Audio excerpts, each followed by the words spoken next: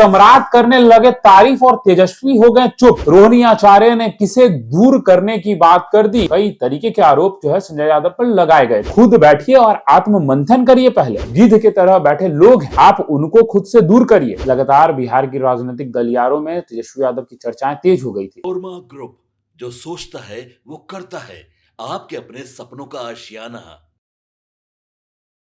रोहिणी लगाएंगी ठिकाने, सम्राट करने लगे तारीफ और तेजस्वी हो गए चुप। नमस्कार, मैं दीपक, भारत लाइव देख रहे हैं आप। आखिर रोहिणी यादव ने किसको ठिकाने लगाने की बात कर दी और रोहिणी आचार्य ने क्यों कह दिया कि पब्लिक सब कुछ जानती है। तेजस्वी यादव ने एक बैठक बुलाई और उस बैठक में एक ऐसी तस्वीर जिसकी चर्चाएं तेज हो गई। उस तस्वीर में ऐसा क्या था जिसकी चर्चाएं तेज हो गई और सम्राट चौधरी ने क्यों तारीफ करना शुरू कर दिया। हम आपको सब एक एक कर कर बताएंगे कि आखिर रोहिणी आचार्य ने किसको ठिकाने लगाने की बात कह दी, रोहिणी आचार्य ने किसे गिद्ध कह दिया, रोहिणी आचार्य ने किसे दूर करने की बात कर दी और वहीं पर तेजस्वी यादव की भी चुप रहने की बात हो गई और सम्राट चौधरी ने तारीफ करना शुरू कर दिया। सब एक एक करके बताएंगे। 3 खबरें और तीनों खबरों का अर्थ अलग अलग। चलिए आपको बताते हैं। सबसे पहले आपको बता दें कि तेजस्वी यादव जो है वो उन्होंने आज एक बड़ी बैठक बुलाई थी। उस बैठक में कई नेताओं का शामिल जो है वो देखने को मिला। कई नेता उसमें शामिल हुए थे। आपको बता दें कि उस बैठक में कुछ बड़े नेता, जैसे कि आप देख सकते हैं, उसमें मनोज झा हैं। उसके बाद अगर बात करें तो उसमें संजय यादव हैं, मीसा भारती हैं, सुधाकर सिंह हैं, फिर अभय कुशवाहा हैं जो सांसद हैं। ये बैठकें चल रही थी, लेकिन इस बैठक में ऐसा क्या खास था जिसकी चर्चाएं होने लगी और उसके बाद रोहिणी आचार्य का ट्वीट सामने आता है। रोहिणी आचार्य ने क्यों कहा, किसको लेकर कहा। सबसे पहले आपको बता दें कि हमेशा तेजस्वी यादव के बगल में जो दिखाई देते हैं वो उस तस्वीर में साथ में नहीं दिखाई दे रहे थे। 3-4 कुर्सी के बाद बैठे हुए थे। आखिर कौन? जी हां, सही सोच रहे हैं आप, संजय यादव, जो तेजस्वी यादव के सलाहकार माने जाते हैं और तेजस्वी यादव के हमेशा आगे पीछे साथ में दिखाई देते हैं। किस तरीके से संजय यादव पर इस बार आरोप लगे हैं ये तो आप जानते ही हैं। संजय यादव को लेकर क्या कुछ नहीं कहा गया था विधानसभा चुनाव को लेकर। संजय यादव पर कई तरीके के आरोप लगे थे। टिकट बेचने खरीदने से लेकर कई तरीके के आरोप जो है संजय यादव पर लगाए गए थे। लेकिन इस बार जो है तेजस्वी यादव के बगल में कोई और नहीं बल्कि उनकी बड़ी बहन मीसा भारती दिखाई दी है। पाटलिपुत्रा से सांसद है और ठीक उसके बगल में अभय कुशवाहा बैठे हुए थे। यानी कि अब जो है वो दिखाई दे रहा है तस्वीरों में कि संजय यादव से थोड़ी दूरियां तो जरूर दिखाई दे रही है तेजस्वी यादव की। यानी कि आने वाले समय में पार्टी का जो कमान है वो भाई बहन संभाल सकते हैं। यानी कि जो चर्चाएं चल रही थी कि संजय यादव जो आने वाले समय में तेजस्वी यादव के साथ जो है आरजेडी चलाएंगे, लेकिन अब ये दिखाई उतना दे नहीं रहा है क्योंकि जिस तरीके की ये तस्वीरें निकली हैं उसके बाद जो है वो चर्चाएं तेज हो गई हैं। लेकिन देखिए, ये तो बैठक हुई थी। इस बैठक में क्या हुआ है ये भी हम आपको बताएंगे, लेकिन उससे पहले रोहिणी आचार्य का एक ट्वीट आता है जिसके बाद रोहिणी आचार्य की जो चर्चाएं हैं वो तेज हो जाती हैं पूरे बिहार की राजनीतिक गलियारों में और कहीं ना कहीं ये चर्चाएं होने के पीछे कारण है। रोहिणी आचार्य ने आखिर ऐसा क्या लिख दिया था जिसको लेकर ये चर्चाएं तेज हो गई थी। आपको बता दें कि रोहिणी आचार्य का ट्वीट आपको भी दिखाई दे रहा होगा। उस ट्वीट जो है आपकी स्क्रीन के बगल में, आपको बता दें कि देखिए लिखा हुआ है यहाँ, समीक्षा का दिखावा करने से ज्यादा जरूरी खुद आत्म मंथन करने और जिम्मेदारी लेने की है। अपने इर्द गिर्द कब्जा जमाए बैठे चिन्हित गिद्धों को ठिकाने लगाने का साहस दिखाने के बाद ही किसी भी प्रकार का समीक्षा की सार्थकता साबित होगी। बाकी तो ये पब्लिक है ना, वो सब जानती है, समझती ही है। यानी कि आप समझ लीजिए तेजस्वी यादव की बहन रोहिणी आचार्य जो है साफ तौर पर नसीहत देते नजर आई हैं, सलाह देते नजर आई हैं, लेकिन संजय यादव वाला सलाह नहीं, बहन के तौर पर इन्होंने सलाह दिया है। इन्होंने कहा है कि जो ये समीक्षा बैठक आपने किया है ये दिखावे की कोई जरूरी नहीं है। आप खुद बैठिए और आत्म मंथन करिए पहले और जिम्मेदारी लीजिए। लगातार बिहार की राजनीतिक गलियारों में ये बातें तो हो ही रही थी कि तेजस्वी यादव को अब कहीं ना कहीं अपनी हार की जिम्मेदारी लेनी चाहिए और कैमरे पर आकर कहना चाहिए कि हाँ हमारी हार हुई है और ये कारण है। लेकिन तेजस्वी यादव ने ऐसा अभी तक नहीं किया है। लेकिन अब देखिए रोहिणी आचार्य ने ट्वीट करके जो ये बातें लिखी हैं, इसके बाद रोहिणी आचार्य की चर्चाएं होने लगी। रोहिणी आचार्य आगे लिखती हैं कि इर्द गिर्द कब्जा जमाए बैठे चिन्हित गिद्धों को ठिकाने लगाने का साहस दिखाना के बाद ही जो है किसी भी प्रकार की समीक्षा सार्थकता साबित होगी। यानी कि वो कहना चाहती हैं कि ये बैठक का कोई महत्व नहीं है। सबसे पहले आपके इर्द गिर्द जो आपके अगल बगल बैठे लोग हैं, जो आपके अगल बैठे बगल गिद्ध के तरह बैठे लोग हैं, आप उनको खुद से दूर करिए। वो कब्जा जमाए हुए हैं, अगर आप उनको दूर नहीं करेंगे तो इस तरीके की समीक्षा बैठक करने का कोई फायदा जो है वो नहीं है। बाकी तो ये पब्लिक है, सब जानती है, सब समझती है। जी हाँ, देखिए रोहिणी आचार्य का ये ट्वीट था और देखिए इस पर कुछ कमेंट्स भी है, मैं वो भी बता दूं। कुछ लोगों का साफ तौर पे कमेंट है इसमें कि रोहिणी आचार्य का बात बिल्कुल सही है, रोहिणी आचार्य सही कह रही हैं। कुछ लोगों का ये भी कहना है कि रोहिणी आचार्य का जो इशारा है वो आप समझ ही पा रहे हैं कि किसके ऊपर है। कुछ लोगों ने जयचंद लेडुबा पार्टी को इस तरीके के भी कमेंट उन्होंने किए हैं। लेकिन देखिए तेजस्वी यादव ये बैठक करते हैं और तेजस्वी यादव के बैठक के बाद रोहिणी आचार्य की चर्चाएं होती हैं। अब उसके बाद हमने आपको वो तस्वीर की भी जानकारी दे दी, जिस तस्वीर में उनके बगल में उनकी बड़ी बहन दिख रही थी।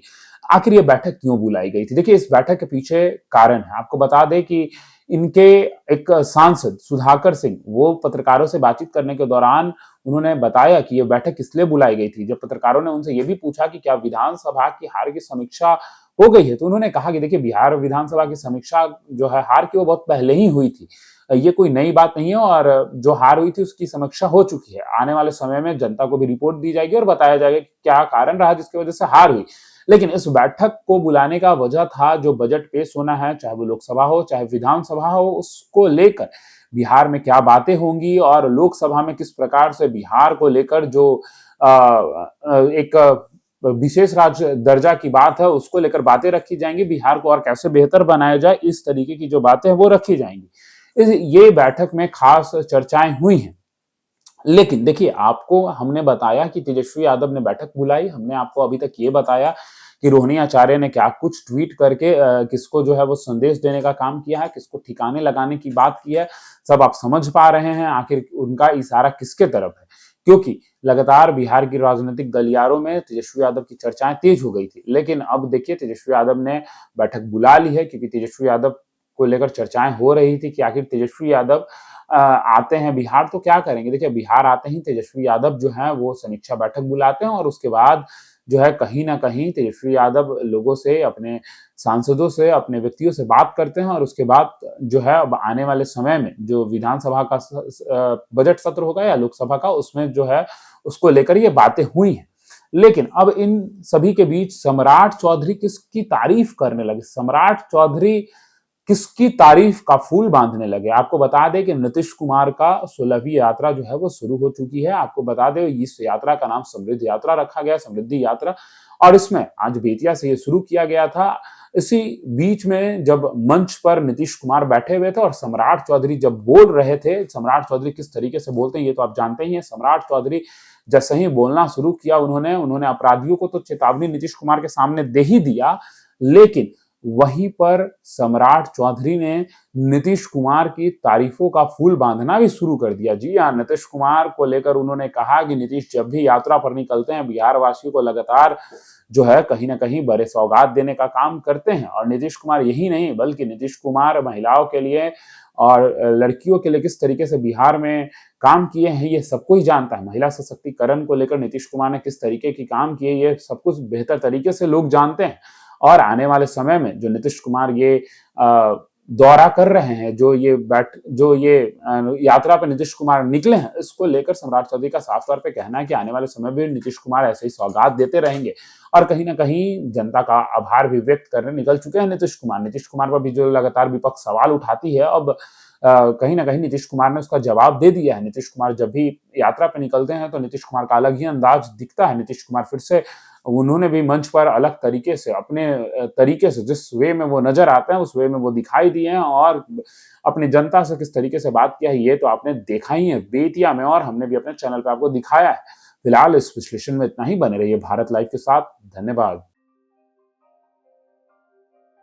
आपके सपनों को हमने सजाया है, ई होम्स पैनोरामा को हमने बनाया है। ई होम्स मेरा एक सपना था जिस पे मैं पिछले 4 साल से काम कर रहा था। हमने जो बनाया है वो सबने है माना।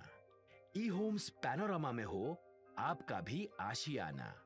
और फाइनली हमने 2021 में इस प्रोजेक्ट को लॉन्च किया। बहुत लोग अप्रिशिएट कर रहे हैं कि पूर्णिया जैसे शहर में, बिहार के, एक तो बिहार की बात करें उसमें भी पूर्णिया जैसे छोटे जगह में इस तरह का लाइफस्टाइल देना, ये सुन के हम लोगों को बहुत अच्छा लगता है।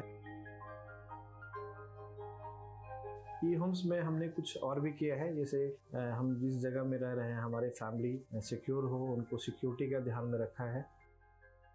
आपकी सुविधा और सुरक्षा आपके लिए खास है, ये आपका विश्वास है। इसमें आर्टिफिशियल इंटेलिजेंस का 7 लेयर सिक्योरिटी का हमने इस्तेमाल किया है। लस ग्रीन कैंपस को बनाया है। यदि हमारा बाउंड्री वाल है तो वो वर्टिकल गार्डन है।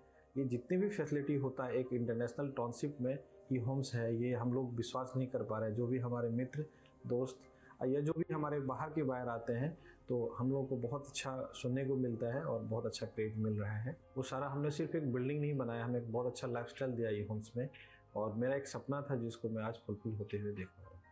ये आपका आवास है। ई होम्स पैनोरामा में अब आपका निवास है।